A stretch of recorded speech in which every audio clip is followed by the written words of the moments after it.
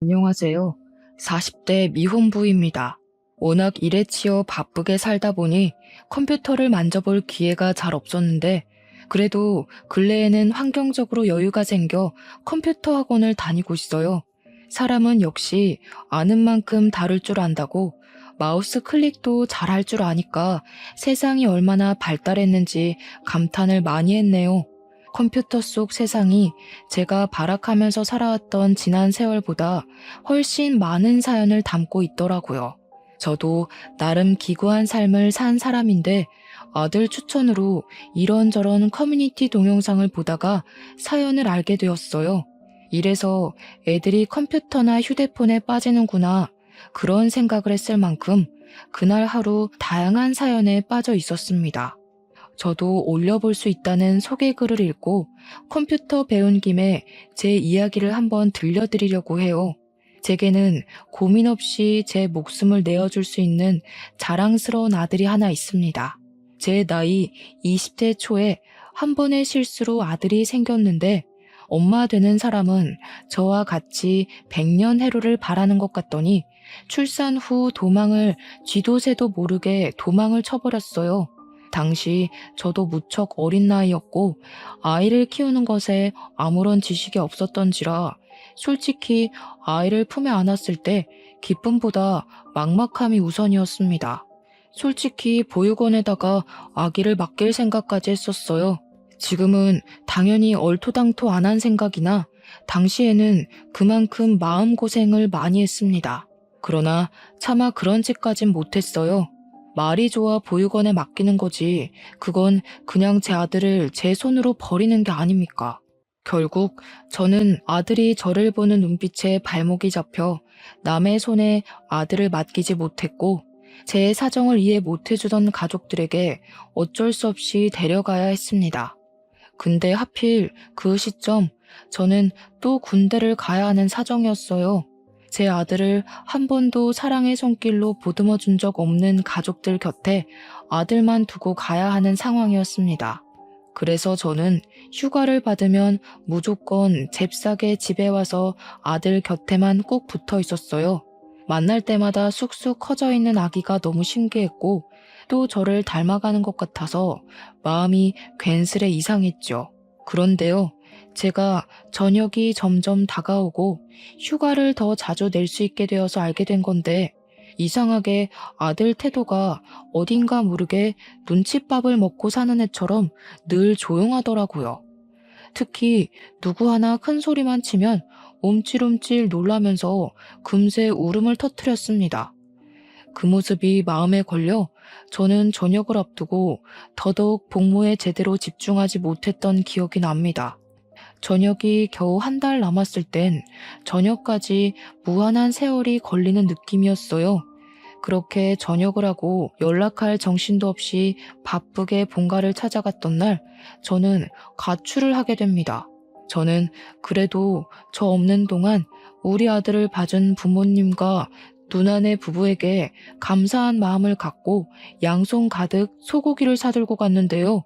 엄마! 얘 또 오줌 쌌어. 야, 울지 마. 누굴 닮아서 이렇게 시끄러운지 모르겠네. 손대기 싫으니까 엄마가 갈아입혀. 걘 누굴 닮아서 그렇게 오줌을 질질 싼다니? 도망갔다는 어미년 닮은 거 아니야? 하필 만나도 이상한 여자를 만나가지곤 그냥 밖에다 앉혀놔. 우리 집은 주택이었어요. 그래서 열린 창문을 통해 우리 아들이 가족들에게 무슨 취급을 받고 있는지가 고스란히 들렸습니다. 발걸음을 꼼짝하지 못하고 충격에 휩싸여 있을 그때 누나가 내복바람인 제 아들을 데리고 현관 밖으로 나왔다가 저랑 정통으로 눈이 마주쳤어요. 누나는 깜짝 놀라서 소리를 빽 지르더라고요. 누나가 안 들어오고 귀신같이 서서 뭐하냐고 놀란 가슴을 쓸어내리고 있었는데 제 눈에는 아들이 소변을 넣어서 젖어있는 내복바람밖에 눈에 안 들어왔습니다. 그리곤 당장 가서 제 아들을 붙잡고 있는 누나를 사정없이 밀어버렸어요. 이럴 거면 처음부터 절대 못 받아준다고 거절했어야지. 다들 다신 나 볼 생각하지 마. 아들 하나 죽었다 생각하고 살아. 나도 가족 다 죽었다 생각하고 다신 안 찾을 테니까. 그날로 제가 집을 나왔던 겁니다. 아들을 데리고 대책 없이 가출을 한 거죠. 제가 애 옷 좀 사입혀달라고 군대에서 모은 돈을 가족들한테 보내주기도 했는데 정작 아들에겐 내복 두세 벌 말고는 입을 옷도 없더라고요. 당시 제법 추운 날씨였음에도 저는 할 수 없이 제 옷으로 아들을 칭칭 감아선 집을 떠났습니다. 그리고 가족 주려고 사왔던 고기도 다시 들고 나왔어요. 그렇게 저는 기차역을 갔고 아들이랑 같이 지방 내려갈 방편을 알아봤어요. 그러면서 제겐 짐이었던 소고기를 기차역 주변에 구걸하고 있는 노숙인들에게 기부하고 기차에 올라탔었습니다. 그렇게 향한 곳이 인천에서 마산으로 가는 길이었어요. 그 뒤로 저는 아들과 함께 거의 마산에서 세월을 보냈습니다. 가족들에게서 도피는 했지만 문제는 돈이었어요. 일단 저는 당장 집이 필요했고 그러려면 당연히 돈이 제일 필요했죠. 그래서 일을 하기 위해 아들을 어린이집에 맡겨야 했는데 그것마저도 돈이잖아요. 기세등등하게 제 아들을 집에서 빼내왔지만 정작 제 손으로 할 수 있는 건 아무것도 없는 상황이었습니다. 너무 막막해서 마산역을 함부로 못 떠나고 있었는데 그 와중에도 고마웠던 건 아들이 울지를 않았다는 거예요. 대신 아들이 얼굴이 꽁꽁 얼어서 붉어져 있더라고요. 일단은 추운 밤을 해결할 곳이 먼저라 생각했습니다.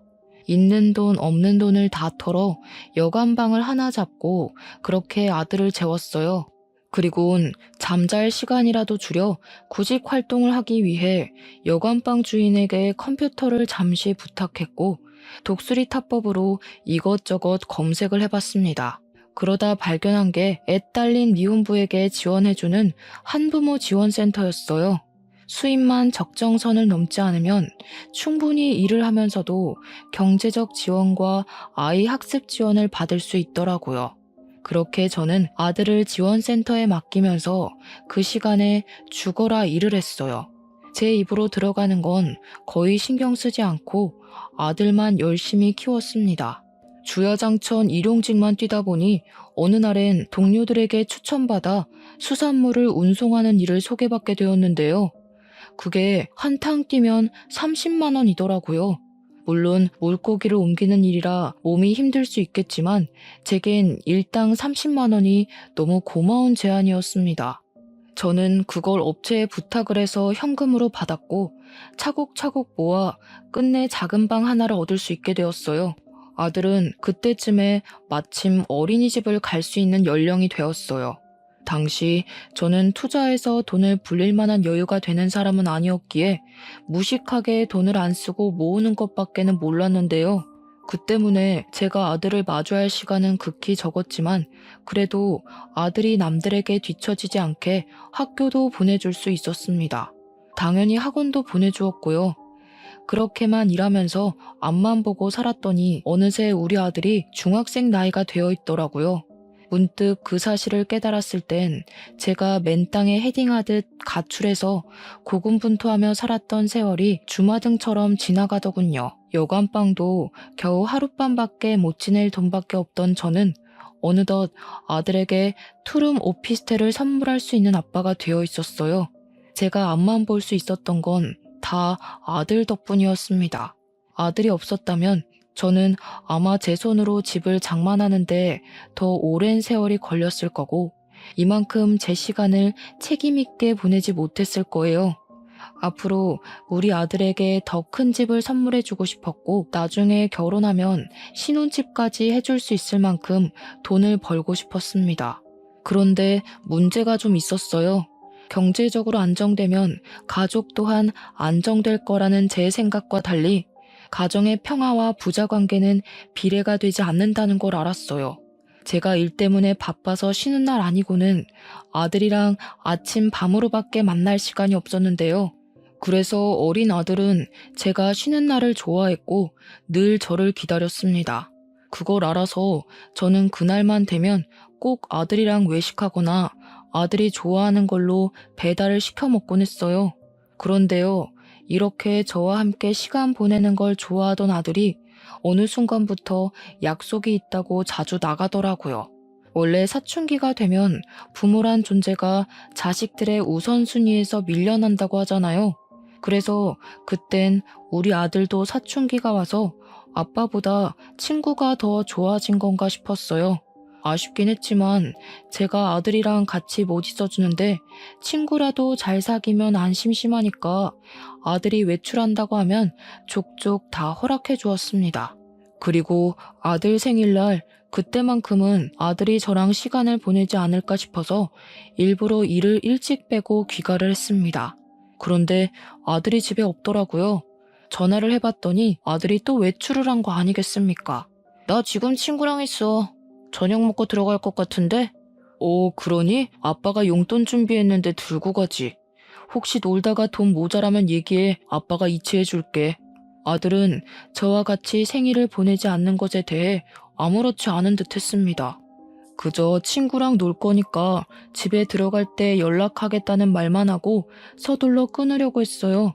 뭐랄까, 저는 아들만 보고 사는데 아들은 갈수록 제게서 멀어지는 느낌이 계속 들기 시작하더라고요. 그래도 그땐 사춘기라 그런 거다 생각하면서 제 속을 달래었습니다.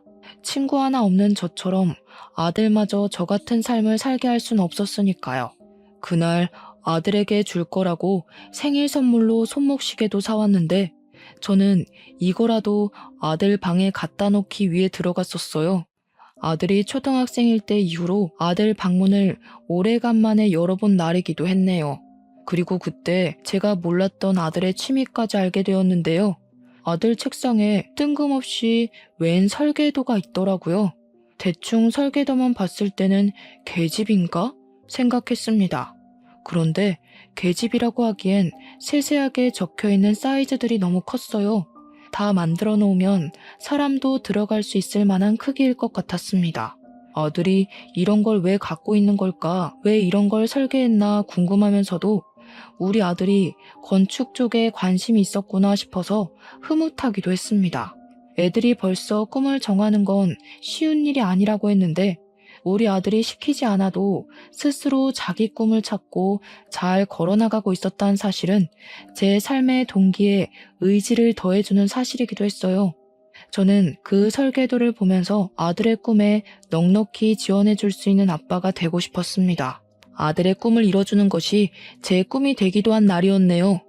어쨌든 그렇게 생일날 자정이 넘어가던 시간, 아들이 친구를 만나는 건 존중하지만 그래도 미성년자이기 때문에 자정을 넘는 건 좀 아니라고 봤습니다. 너무 집에 안 오길래 결국 한 번 더 전화를 걸어보려 했는데요. 때마침 아들한테서 전화가 오더라고요. 아빠, 혹시 집에 친구 데려가도 돼? 사실 친구랑 같이 밥 못 먹었어. 친구랑 같이 뭐 좀 만드느라 시간 가는 줄 몰랐거든. 그랬구나. 아직까지 저녁도 안 먹고 배고프겠다. 아빠가 짜장면 시켜줄 테니까 데리고 와. 친구는 가족들한테 허락 받았대? 가족이 없대. 아들이 짧게 대답하는 그 소리에 순간 많이 당황했어요. 그리고 곧 가족이 없다는 말이 남일 같지 않더라고요. 저는 흔쾌히 아들의 부탁을 허락했고 그 시간까지 아직 밥도 제대로 못 먹었다는 말에 늦게 하는 중국집까지 찾아서 배달을 시켜놓았습니다. 한 30분 지났을까요? 아들이 귀가를 했는데요.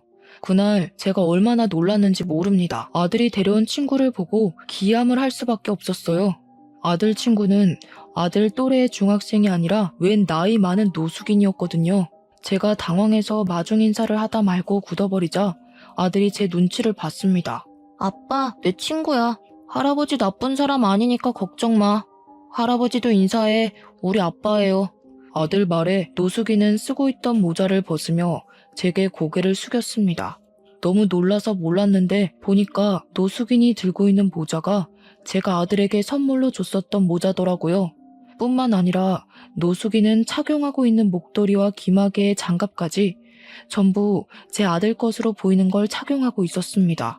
그걸 보면서 무어라 정이 내릴 수 없을 만큼 기분이 굉장히 혼란스러웠지만 제 허락이 안 떨어지자 머뭇거리는 둘을 보고선 일단 들어오라고 했습니다. 그리고 이미 차려놓은 중국 음식을 대접했어요.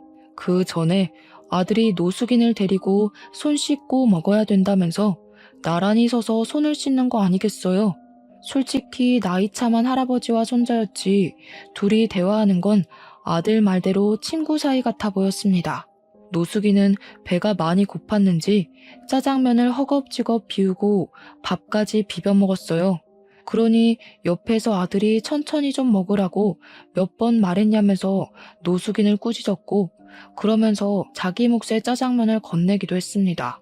그때까지만 해도 저만 그 상황이 정리가 안 돼서 그들로부터 멀찍이 떨어져 있었어요.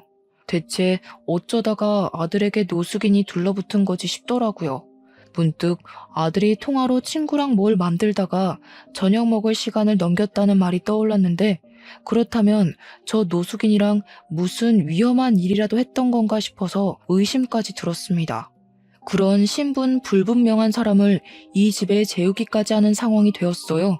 아들 부탁으로 노숙인을 하룻밤 신세지도록 허락을 해줬는데 차마 아들 방에서 같이 자게 할 수 없어서 이불이랑 베개를 따로 거실에 내어주고 보일러를 틀어놓았습니다. 부자가 쌍으로 좋은 사람들이구먼. 너무 고마워요. 아들을 얼마나 잘 키워놨으면 애가 저렇게 바람직합니까? 요즘 세상에 부모 버리고 가는 자식들도 많은데 아빠가 이리 마음 좋은 사람이니 아들도 그리 클 수밖에 없었나 보네요. 노숙이는 제게 너무 고맙다며 연신 인사를 했지만 저는 대충 예의에 받아주고 아들 방에 황급히 들어갔어요. 그리곤 다급한 마음에 그만 아들을 다그치고 말았죠. 저 사람 친구 맞아? 언제부터 친구였는데 도대체 어디서 왜 저런 사람이랑 어울리게 된 거야? 저런 사람이라니 내 친구라니까. 초등학생 때 만났어. 학원 가기 전에 놀이터 앉아있으면 할아버지가 놀아주고 그랬는데 듣자 하니 오늘 내일 만난 사이가 아닌 것 같았어요.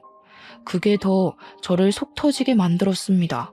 상당히 어린 나이부터 비위생적인 노숙인과 어울렸다는 것인데 대체 어쩌다가 공부 잘하고 학교 생활과 교우관계 좋은 줄만 알았던 우리 아들이 엇나갔을까? 그 생각이 먼저 들었어요. 어느 누가 내 자식이 노숙인이랑 어울리고 다닐 줄 알겠습니까? 부모로서는 상상도 못할 일이고 이걸 아는 순간 뒤로 넘어갈 큰 사안이잖아요. 그래도 저는 최대한 아들 심기 상하지 않도록 화를 억눌렀어요. 친구 없어? 저런 사람이 어떤 사람들인지 몰라? 그 많은 친구들은 다 어쩌고 왜 하필 노숙자랑 어울려? 저 사람이 뭐 하는 사람인 줄 알고 그러다 진짜 큰일 나기라도 하면 아빠 생각은 안 해? 아빠는 할아버지랑 얘기 안 해봤잖아. 할아버지 나쁜 사람 아니라니까. 나도 나한테 위험한 사람인지 아닌지 정도는 알아. 네가 알긴 뭘 알아. 살아봤자 얼마나 살았다고. 저런 사람들은 잃을 게 없어서 더 나쁜 마음 쉽게 먹을 수 있단 말이야. 제 말에 아들은 결국 화를 참지 못해 자리에서 벌떡 일어났어요. 그리곤 저에게 처음으로 반항을 하며 언성을 높이더라고요. 아빠는 매일 일한다고 얼굴도 안 비추잖아. 솔직히 할아버지보다 아빠 얼굴 보는 게 더 힘들거든? 아빠가 돈 번다고 그러는 거 알겠는데 그래서 나도 아빠한테 불만 숨기고 아무 말 안 하잖아. 그럼 아빠도 내가 누굴 사귀든 신경 꺼야지. 할아버지는 유일하게 나한테 관심 가져주는 사람이라고. 아빠는 내가 학교 생활 어떻게 하는지 궁금해하지도 않잖아. 그 순간 뜨끔했습니다. 아들은 제가 집에 없는 시간이 많아서 성적을 잘 받거나 상을 받아도 자랑할 곳이 없었다고 했고 그 때문에 집에 가는 게 싫어서 놀이터만 전전하다가 노숙인을 만났다고 했어요. 자기가 받은 성적표랑 상장을 제 방에 가져다 놨었다고 했지만 일하면 쓰러져서 잠에 들기 바빴던 저는 그걸 전혀 보지 못해 알지 못했던 겁니다. 아들 나이에는 성적표로 인정을 받고 안 받고가 제법 중요한 요건인가 보더라고요. 정작 아빠 노릇을 했어야 하는 건 돈보다도 그런 정서적인 영역에 있어야 했던 건데 정말 저는 아무것도 몰랐습니다. 제가 못하는 아빠의 역할을 대신 채워준 게 아마 노숙인이지 않았나 싶었어요. 노숙인만이 아들을 인정해주면서 천재라고 잘 컸다고 칭찬을 해줬는데 아들은 그게 너무 고맙고 좋아서 이것저것 자랑을 더했고 그러다 보니까 주기적으로 만나게 되었다고 했어요. 그 말을 듣는데 아들을 나무라다가도 제 스스로 돈만 생각하느라 아들 마음을 신경 못 썼다는 것에 죄책감이 밀려왔습니다. 하지만 그건 그거고, 그렇다고 아들이 정체불명의 노숙인을 어울리게 두는 건 솔직히 부모로서 용납이 안 되었어요. 무슨 이유인 간에 노숙자는 안 돼. 안 그래도 아빠가 항상 살펴봐주지도 못하는데 네가 계속 노숙자랑 어울리면 걱정이 되겠어 안 되겠어? 아빠가 하루 종일 걱정하고 일도 손에 안 잡히고 그러면 좋겠어? 내일부턴 만나지 마. 알겠니? 싫어. 아빠가 언제부터 나 신경 썼다고. 그냥 평소처럼 내가 뭘 하든 어디서 어떻게 지내든 관심 갖지 마. 아빠가 나 먹여주고 키워준다고 해서 내 인생까지 통제할 권리는 없어. 아들은 노숙인에 대해서 진심이 있기라도 한 듯 제게 대들었습니다. 이게 진심인 건지 아니면 제가 자신이 가진 것에 대해 무작정 부정적으로 봐서 느끼는 반감인 건지는 모르겠어요. 이러나 저러나 저는 난생 처음 아들이랑 다퉈봤고 그 다툼은 그저 노숙인으로 인한 일시적인 순간이라고 생각했습니다. 그런데 저는 그날로 아들과 남보다 못한 사이가 되어버렸어요. 우리 다투는 소리가 밖으로 새어갔는지 현관문 소리가 나길래 저랑 아들이 목소리를 일체 멈췄었거든요. 저희 둘의 극단적인 상황에만 신경 썼다 보니까 밖에 노숙인이 들었을 수도 있겠다는 생각을 미처 못한 거예요. 설마 싶어서 나가봤더니 역시나 그 노숙인은 이미 집을 떠나고 없었습니다. 심지어 아들이 줬던 모자랑 목도리, 장갑 이런 거 다 가지런히 놓고 나갔어요. 이게 바로 저와 아들이 남과 같은 사이가 되어버린 이유입니다. 아들은 그때부터 저를 극도로 미워했고 멀리하기 시작했어요. 아마 사춘기가 더 심해져서 저를 투명인간 취급했을 겁니다. 제가 항상 아들이랑 같이 겸상을 못하기 때문에 아들이 집에 오면 간단한 요기를 할 수 있도록 이것저것 사놓는 편이었거든요. 아들이랑 싸워도 저는 아빠니까 제 자식 입에 들어가는 것들이 중요하잖아요.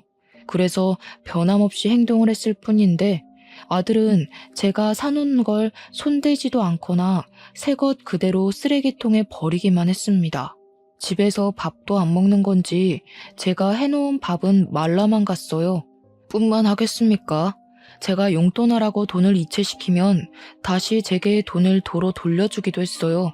학교에서 급식을 먹는다고 하지만 그래봤자 한 끼잖아요. 용돈도 반납하고 집에 사놓은 음식도 손을 안 대는 거면 밥을 한 끼만 먹는다는 건데 한참 성장할 나이에 영양적으로 부족할 것 같더라고요.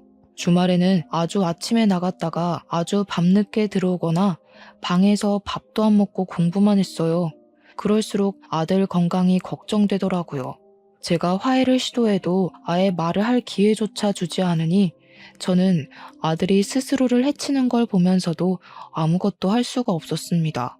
그나마 아들이 학교는 간다는 걸로 위안을 삼을 수밖에 없었죠.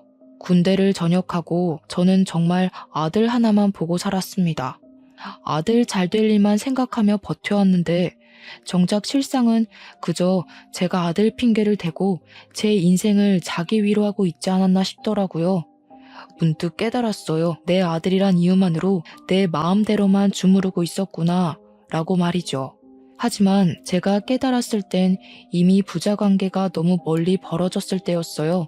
그러게 벌써 1년이 지나 아들은 중학교를 졸업할 나이가 되었습니다. 그때쯤엔 이미 사이좋던 저와 아들의 관계는 눈 씻고 찾아볼 수 없는 분위기였고 이미 나빠질 대로 나빠져서 고착되었어요.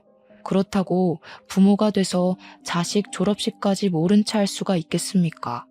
그래서 제가 용기를 내어 아들에게 내일 졸업식 맞냐고 물었거든요. 그러니까 아들이 1년 만에 제게 목소리를 들려주었는데요. 졸업식 오지 말라는 딱 그 한마디만 하고 방에 들어가 버리더라고요. 그래서 고민을 많이 했습니다. 그날 밤은 참 생각이 많아졌어요. 잠도 안 와서 오랜만에 담배를 피울까 하고 슈퍼를 가려고 했습니다. 대충 외투만 걸친 뒤 슬리퍼를 신고 나왔는데 누가 저희 집 문고리에다가 웬 종이 가방을 걸어놨더라고요. 뭔가 싶어서 주위를 둘러보다가 안을 봤더니 새 휴대폰이었어요. 그리고 그 안에는 정갈한 글씨체로 적힌 쪽지가 들어 있었습니다. 그 쪽지를 보고 저는 급히 1층으로 내려갔어요. 그리곤 주위 사람들을 둘러보면서 한 인형을 찾기 위해 바삐 뛰어다녔죠. 아무리 돌아다녀도 휴대폰을 주고 간 사람을 찾을 수가 없었어요. 쪽지를 다시 봤습니다.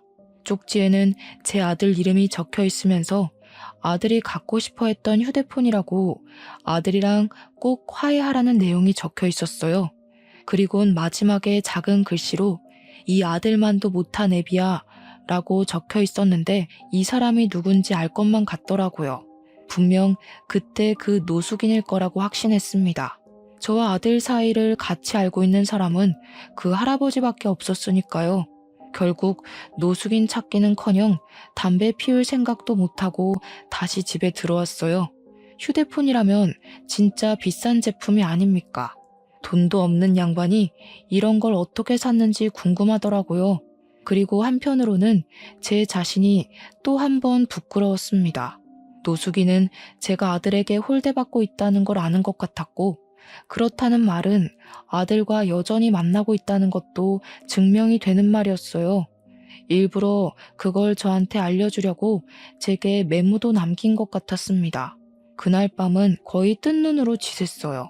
그리곤 아들 졸업식이라고 일까지 빼고서 학교를 찾아갔습니다. 노숙인 말대로 아들에게 정식으로 다시 사과하고 싶었거든요. 학교 주위로 가니 주변에서는 꽃을 판다고 난리였어요. 아들이 안 만나줄 수도 있으니 꽃은 생략할까 싶다가도 아들이 좋아하는 보라색의 꽃이 보이더라고요. 그래서 충동적으로 구매를 해버렸어요. 근데 마침 그 옆에서 조금 깨재재 보이는 한 아가씨 있었는데요. 꽃 살 돈이 부족한 건지 1,000원짜리 2장을 꼼지락거리며 한 송이만 싸게 해주면 안 되냐고 꽃 주인에게 부탁을 하고 있었어요. 그러나 꽃 주인은 자기도 먹고 살기 힘들다고 그 여자한테 미안하다는 말만 주야장천했습니다. 그 여자는 꽃 주인을 설득하지 못해 결국 꽃 없이 졸업식을 가려는 것 같더라고요. 잠자코 지켜만 보았던 저는 마치 재작년 아들에게 했던 실수가 떠올랐어요. 문득 노숙인 또한 이렇게 보냈던 것이 마음에 걸리는 거 있죠. 그래서 그 아가씨를 쫓아갔고 아가씨에게 사정을 물었습니다. 동생이 졸업식인데 부모님이 안 계시거든요. 오늘 공과금 내고 남은 돈이 이것밖에 없는데 꽃이 이렇게 비싼 줄 몰랐어요. 알았으면 생활비를 더 줄일 걸 그랬나 봐요. 이거 가져요. 저도 아들이 졸업식인데 아가씨 동생이랑 동갑이겠네요. 자식 같아서 축하해 주려는 거니까 가져가세요. 저는 또 사면 되거든요. 아가씨는 괜찮다고 손사래를 쳤지만 제가 고집스럽게 건네주니까 끝내 받아가면서 정말 고맙다고 눈물을 흘렸습니다. 아가씨의 어려운 사정을 보면서 노숙인도 분명 사정이 있어서 그랬을 텐데 싶은 생각이 들더라고요. 저도 어려울 때가 있었고 도움도 받았던 사람인데 왜 어려운 사람을 외면했던 건지 후회가 밀려왔어요. 그게 아들과 틀어지게 된 계기였던지라 마음속에 더 오래 남고 속상했습니다. 매번 이렇게 지난 날을 후회해 뭘 하겠습니까? 저는 다시 꽃다발을 사서 졸업식에 갔어요. 아들에게 연락을 못하고 갔기 때문에 아들이 어디 있는지도 모르고 벌써 학교를 나갔는지도 몰랐습니다. 그렇게 운동장 입구에 서서 눈 빠지도록 아들만 찾고 있었는데 옆에서 갑자기 웬 번지르르한 할아버지가 말을 걸더라고요. 아들이랑 달리 못돼 처먹은 양반인 줄 알았더니만 그 아들의 그 아빠 맞네. 그런데 괜찮은 옷 한 벌 안 사 입었어? 아들한테만 돈 쓸 줄 알지 자기는 영 못 챙기는구만. 뭔 소린가 싶었습니다. 그래서 그 할아버지를 더 빤히 쳐다보고 있었는데 할아버지가 갑자기 휴대폰 잘 챙겨왔냐고 묻더라고요. 그 순간 알아챘어요. 눈이 정말 크게 뜨였죠. 할아버지가 껄껄 웃는데 아들이랑 같이 대화하면서 웃던 그 노숙인 목소리가 떠올랐어요. 그때 제가 무어라 말을 붙이기 전에 멀리서 아들 목소리가 들렸습니다. 할아버지 하며 달려오던 아들은 제가 아닌 옆에 있는 노숙인에게 폭삭 안겼어요. 그리곤 저를 보며 눈빛을 차갑게 만들었죠. 졸업식 오지 말랬는데 왜 왔어? 이분 그때 아빠가 위험하다고 친구하지 말라던 할아버지야. 아빠 판단이 틀렸고 내가 맞았으니까 더는 간섭할 생각하지 마. 네 아빠가 너랑 화해하고 싶다고 너 좋아하는 휴대폰도 사왔던데? 한정으로 나온 그 명품 콜라보인가? 그거 갖고 싶어 했잖아. 아빠 멀리하면 휴대폰도 멀어질 텐데 괜찮겠냐? 제가 아무 말도 못하는 사이 노숙인이 끼어들어 우리 사이를 화해시키려고 주도했습니다. 근데 노숙인의 말이 효과가 있었던 건지 아들이 제가 들고 있는 종이 가방을 힐끔거리더라고요. 이미 그 순간 그동안 봐왔던 아들의 차가운 인색이 사라지고 제게 마음이 풀릴랑 말랑하는 얼굴빛을 띄었어요. 그래서 제가 바로 용기를 냈던 것 같습니다. 미안해 아들, 아빠가 틀린 게 맞아. 우리 아들이 이만큼 잘한 줄도 모르고 아빠는 아직도 우리 아들이 애기 같아서 그랬어. 아들 친구 관계에 간섭할 생각 없었어. 오해하게 만들어서 미안해. 앞으로 우리 아들이 뭘 하든 존중해 줄 거야. 약속할게. 그리고 저는 노숙인에게도 죄송했다고 고개를 숙였습니다. 노숙인에게 무슨 사정이 있는진 묻지 못했지만 그날의 실수는 제 탓이 맞기 때문에 사과를 우선으로 해야 된다고 생각했어요. 연신 용서를 구했는데 노숙인은 그저 웃기만 하더니 오히려 제게 더 고맙다고 말씀하시더라고요. 눈 감기 직전까지 가족의 품은 못 느끼고 죽을 줄 알았는데 손자 같은 친구를 만들어줘서 고맙다고 하는 거 있죠. 그리곤 자세한 얘기는 식사하면서 나누자더니 저희를 데리고 자그마한 고급 중식 레스토랑을 들어섰습니다. 예약을 해놨다고 했고 저희는 바로 방을 안내받았어요. 근데 좀 당황스러웠던 것은 그곳에 들어가니까 직원들이 노숙인을 향해 고개를 숙이는 거 아니겠어요? 손님한테 인사하는 것 치곤 주방에 있는 사람까지 나와서 인사하길래 그게 좀 당혹스러웠어요. 대체 노숙인의 정체는 뭘까? 그 생각만 하면서 안내해주는 자리에 앉았고 음식은 곧바로 세팅이 되었습니다. 셋이서 먹기엔 정말 푸짐했는데 그것에 아들이 오래간만에 신난 얼굴을 보이더라고요. 대체 이게 다 뭔지 저는 더 이상 참지 못해 머릿속에 담고 있던 걸 물었습니다. 그러자 먹고 좀 얘기하자며 저더러 성질 급하다고 나무라던 노숙인은 제 아들에게 탕수육을 퍼주면서 얘기해 주었어요. 내가 자식들한테 버려진 사람이야. 그렇다고 지금은 불쌍하게 보진 말고 내가 한때 작은 사기업 대표를 하던 사람이었는데 부동산 투자에 건물까지 해서 돈 좀 꽤나 있었다고. 돈 많으면 좋잖아? 나도 그런 줄 알았지. 근데 돌아보니까 자식들이 내 돈 가지고 싸우고 있는 거라. 그것 때문에 속이 상했던 노숙인은 60살 나이에 치매인 척 연기를 했다고 했어요. 그랬더니 황당하게도 자식들이 노숙인 도장을 훔쳐내서 손을 썼다더라고요. 돈만 쏙 챙겨서 해외여행 같이 가는 척 공항까지 동행했다가 노숙인만 공항에 버린 후 자기들끼리 이민을 가버렸다네요. 노숙인은 자식들이 자기를 버린다는 걸 알고 있었지만 그 충격과 슬픔에 아무것도 하고 싶지 않았다고 했어요. 더 이상 살고 싶지도 않아서 그냥 이대로 죽을 생각도 했었다는데 가장 힘이 들 때 우리 아들을 만났다고 했습니다.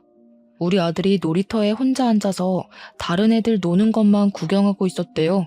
그래서 놀라지 않게 슬쩍 다가갔는데 아들 손에 교과 상장이 쥐어져 있는 걸 알고 부모님한테 자랑하라고 칭찬해 주었다고 했어요. 그러면서 아들이랑 대화를 하다 보니 아들이 부모로부터 결핍이 있다는 걸 느꼈다고 했죠. 그날 뒤로 말 안 해도 같은 자리 같은 시간에 계속 둘이 마주쳤는데 어느 순간 말동무가 되었고 우리 아들이 자기한테 보여주는 배려 덕분에 노숙인이 다시 일어설 용기를 얻기까지 했다고 했습니다. 듣자 하니 아들은 노숙인에게 비랑 추위를 피할 수 있는 집을 만들어줬고 제게 받는 용돈을 모아서 노숙인한테 고스란히 나눠주기도 했답니다. 그러면서 힘내라고 말해주는 우리 아들 말에 노숙인은 이대로 살아선 안 되겠다고 마음을 먹었고 자신이 받은 만큼 우리 아들에게 선물을 주고 싶다고 했었어요. 내가 이 중식 사업을 1년 만에 일으켰어. 처음에 반년 정도는 빈약했지. 그때마다 네 아들이 네 돈을 나한테 얼마나 갖다 바쳤다고? 내가 그 돈 아니었으면 이 사업도 연구 못했어. 돈이 있어야 연구를 하지. 그 말을 듣자 우리 아들이 남에게 용돈을 주고 있었다는 것도 놀라웠지만 문득 생각이 났던 게 아들 책상에 있던 설계도였습니다. 그게 노숙인을 위한 작은 쉼터였다는 것이 더 놀라웠어요. 근데 여기서 더 놀라운 건 노숙인의 바람이었는데요. 우리 아들이 건축에 재능이 있는 것 같다고, 아들이 자신의 사업에 보탬이 되어준 것처럼 노숙인도 우리 아들 미래에 지원을 해주고 싶다고 하더라고요. 아직은 레스토랑 치곤 좀 작지? 근데 내가 사업 수완이 좋은 사람이라서 1년 뒤에는 훨씬 더 커져 있을 거다. 내가 살아있는 한 잘 되기만 할 거야. 근데 내가 또 언제 갑자기 죽을지 모르잖아. 그래서 이 가게를 네 아들 명의로 해놨거든. 섭섭한 건 아니지?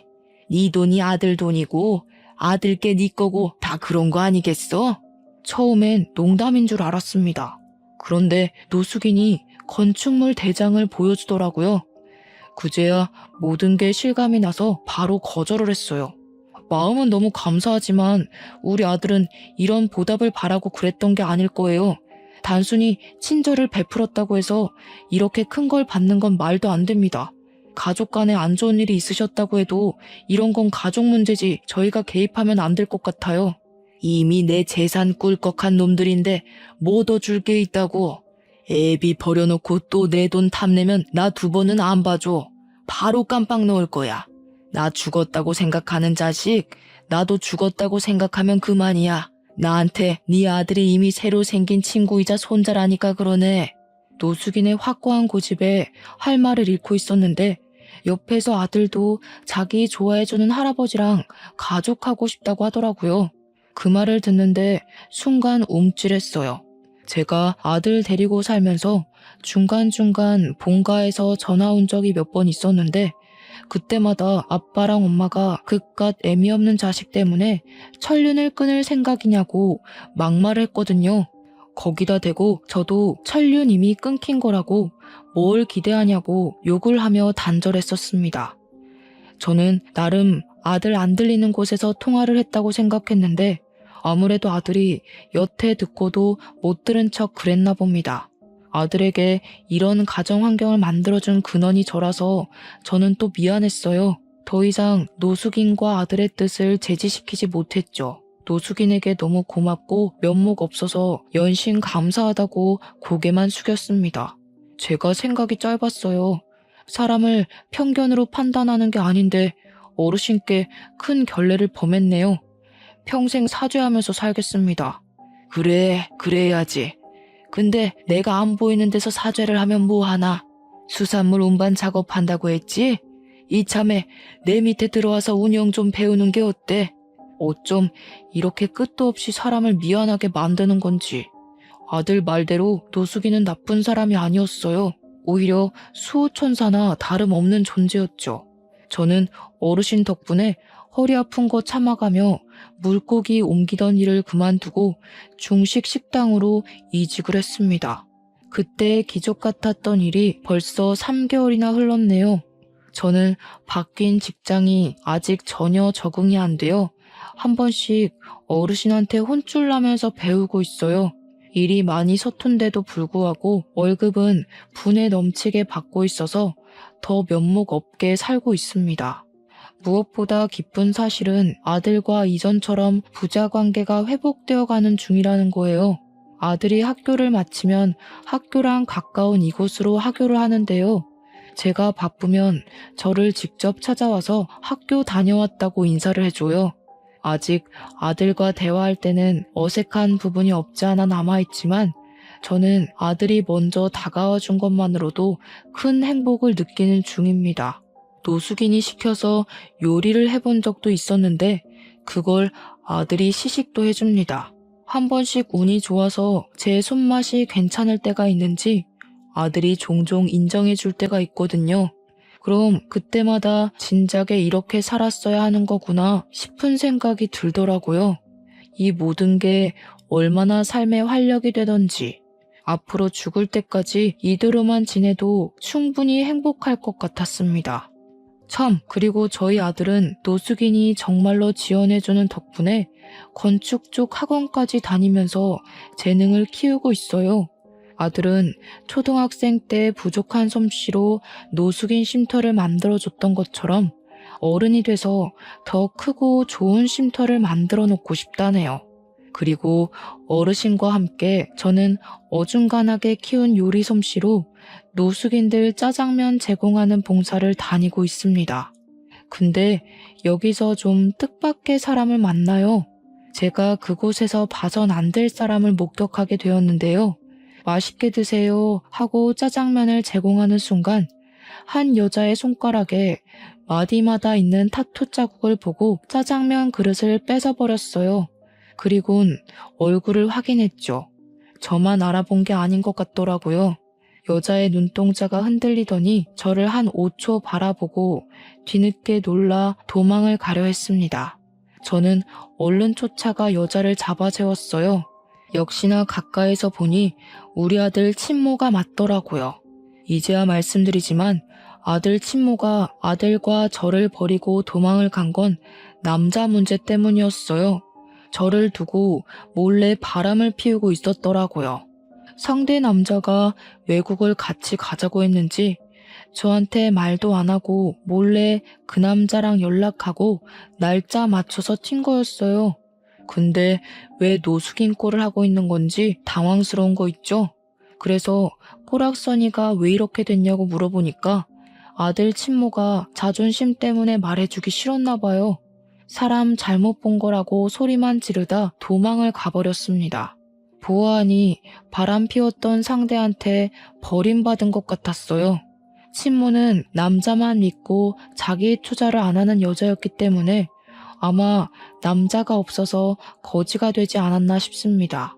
그리고 왠지 제 가족이 어떻게 살고 있는지 궁금해하시는 분 계실까 말씀드리는데요. 가족은 제가 일하는 중국집에서 마주쳤어요. 누나 부부네가 저희 아들 나이보다 2살이 어린데 저희 아들이 다녔던 중학교로 입학했더라고요. 입학식 날 부모님까지 총출동해서 식당에 왔다가 저랑 마주쳤습니다. 부모님이 바로 저를 아는 체 하면서 아들아 불렀는데 저는 그 손길을 뿌리쳤어요. 꼴들이 말이 아니더라고요. 입학식 왔다면서 왜들 등산복 같은 운동복을 입고 있는 건지 그건 엄마가 쓸데없이 입이 싸서 알 수 있었습니다. 저 천하의 몹쓸 놈이 우리 집을 다 말아먹었잖니. 네 매형이 하는 사업 다 부도났어. 멍청한 게 친구랑 동업했다가 자기 혼자 빚더미를 홀랑 뒤집었었지 뭐야. 에휴, 내 팔자가 개 팔자야. 그런 식으로 말하지 말랬지. 엄마 때문에 이 사람이 더 눈치 보는 거잖아. 되던 일도 안 되게 생겼네. 짜증나게 굴면 나도 집 나가버린다. 그러니까 매형 때문에 집이 망해서 무려 3세대나 되는 가족이 방 2개에 작은 거실 하나 있는 곳에 살면서 장 보러 가는 것도 돈 아까워 거의 김치에 밥만 먹고 산다네요. 그날은 조카가 입학식이라서 몇 년 만에 외식을 하는 거랍니다. 우리 아들을 잡아먹을 듯 이빨 드러내던 사람들이 서로 핥히는 말을 하고 있으니 꼴 좋다 싶었습니다. 그러거나 말거나 저는 천륜을 끊어버렸는데 무슨 상관인가요? 내 알바 아니라고 모른 척 하려고 했더니 엄마가 자꾸 저를 붙잡으면서 유니폼이 좋아 보이는데 이곳에 오래 일했냐고 정직원이냐고 이것저것 관심을 보였어요. 그러자 분주한 분위기에 사무실에서 나온 노숙인은 제게 다가와 친히 엄마를 떼어내 주었습니다. 그러면서 사장 될 사람 함부로 만지는 거 아니라고 해줬고 여기서 더 소란 피우면 테이블 밖으로 내줄 테니 야외에서 먹게 할 거라고 상냥하게 말씀하셨어요. 그러자 가족들은 사장이라는 단어에 제게 묻고 싶은 것이 많아 보이는 눈치였지만 입 다물고 짜장면만 먹었습니다. 그날은 그렇게들 돌아갔는데 아마 조만간 또 찾아오지 않을까 싶어요. 그땐 우리 아들 생각해서라도 다신 엮이지 않게 정신 똑바로 차리고 쫓아낼 생각입니다. 저희는 이렇게 불안과 행복 사이를 오가면서 지내고 있어요. 막상 기적처럼 행운이 쏟아지니 행복할수록 불안도 큰 것 같다는 걸 느낍니다. 항상 자만하지 않고 가진 것을 지키는 데만 에너지를 쓰며 살 것 같네요. 그럼 긴 글 들어주셔서 감사합니다. 늘 평안하세요.